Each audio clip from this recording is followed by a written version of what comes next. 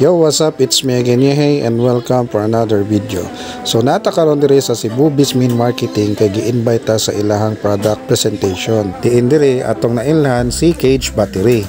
Si Cage Battery usa ka battery sa mga motorcycle nga adunay AGM technology. Ang AGM technology absorbent glass mat and repairs to the fine glass fiber separator between the positive and negative plates that helps absorb all the battery acid. Mo nang sa laing nasod, kusog gyud kayo si Cage Battery, labi na sa mga motocross ug sa uban pang mga motorsiklo. Kay makasiguro gyud ka sa iyahang nindot kaayo nga quality. Kini nga akong gipakita sa inyo mauni ang ilahang gel type battery.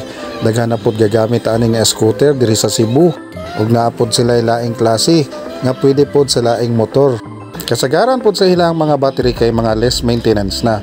Mo nang dili na ka magproblema sa pagtubil og mga battery liquid para sa ato ang mga battery. Usa sa nakanindot ani nga battery kay mulungtad gyud siya og 2 to 3 years.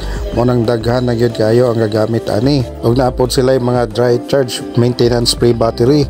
Diin pwede ra nimo sila ipatubil daan kung mopalit ka sa New Bismin Marketing. Para sa dugang detalye ug impormasyon para sa inyong sukod sa inyong battery, mamahimong kontak lang ang New Bismin Marketing sa ilahang Facebook page. Kamo, nakasuway na bumuha nga battery? Palihog kog comment sa comment section kung unsa inyong experience ani para ato pong ma-share sa uban natong riders kung unsa kanindot ang Cage Battery. Ride safe and make memories.